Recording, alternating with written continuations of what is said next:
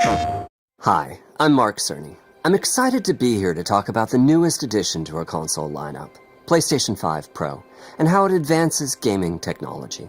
But first, I want to take just a minute to look at what we put in the original PlayStation 5 and how it delivers an exceptional gaming experience. When PS5 debuted in 2020, it brought a lot to the table. 8 Zen 2 CPU cores form the brains of PlayStation 5 and enable high-speed complex gameplay, with character counts reaching into the hundreds and frame rates that can be as high as 120 frames a second. PS5 has a powerful RDNA 2 GPU, which can render anything from intricate details to fantastic worlds with vast panoramas to explore. Ray tracing allows for dramatic visual improvements, including reflections off of water or glass, and the realism that comes from real-time global illumination. A custom SSD can load data at breathtaking speed, resulting in ultra-fast transitions between game worlds and data streaming rates so high that traversal speeds are essentially unlimited. You okay? I'm working on it! Tempest 3D audio tech brings an unparalleled sense of immersion to the sound of the games. With audio so real, you may not even need to see the enemies to know exactly where they are.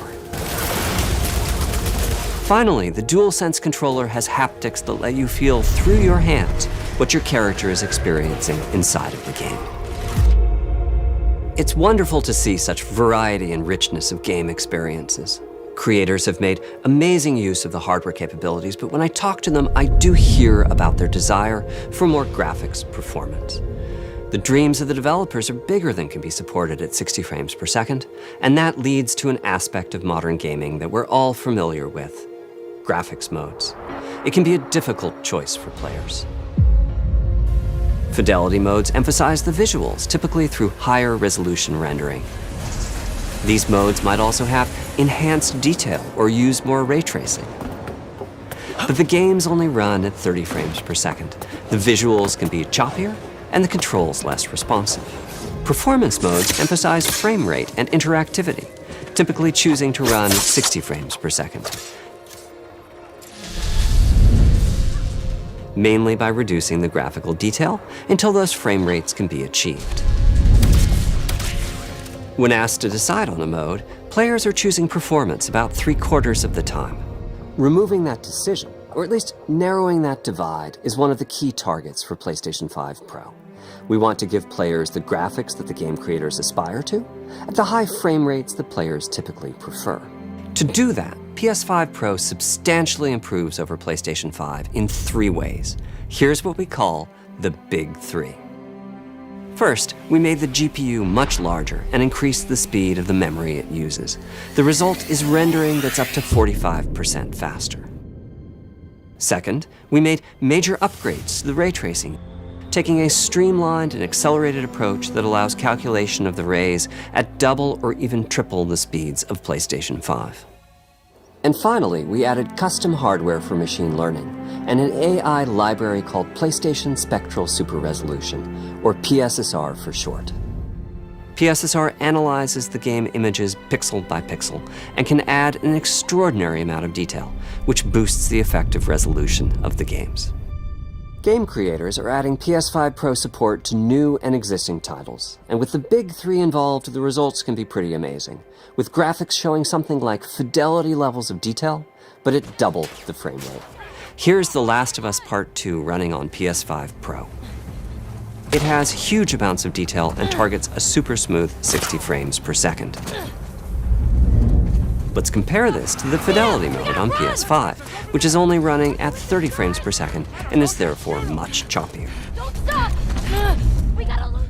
This goal of delivering almost Fidelity-like graphics at performance frame rates has been achieved for a broad set of titles, including Marvel's Spider-Man 2 and Ratchet & Clank Rift Apart. We can see that PS5 Pro is close to doubling the power of PlayStation 5. Another way to compare the two consoles is to look at PS5 Pro versus Performance mode on PS5, both of which target 60 frames per second.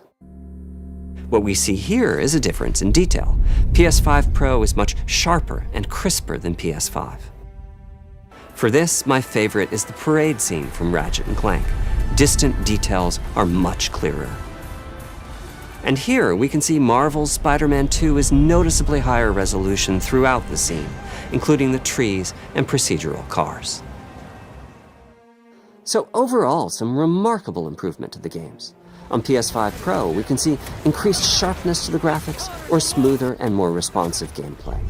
This is the big three showing their value. As you've been seeing, machine learning via the PSSR library is being used quite broadly to add pixel detail and boost frame rate. But there are as many approaches as there are game engines. The increase in raw GPU power is being especially effective for Horizon Forbidden West. Apart from the detail boost, that extra graphics power is allowing for improvements to lighting and visual effects, as well as to the hair and the skin in cinematics. Open up, guys. Jorv's orders. Good enough for me. Ray tracing is finding broad usage as well, particularly when the games are focused on higher frame rates. The faster hardware in PS5 Pro can make a real difference. Allowing Gran Turismo 7 to add ray-traced reflections between the cars in gameplay, while continuing to support their targeted 60 frames per second. That boost in ray tracing is also delivering big wins for Hogwarts Legacy, allowing not only for better reflections and a greater variety of reflective surfaces, but also for further realism in the casting of shadows. I hope you've enjoyed this run-through of the technology behind PlayStation 5 Pro. Simply put, it's the most powerful console we've ever built, and a worthy addition to the PS5 family. Let me wrap this up by giving you a quick look at a number of games running on the new console. You'll never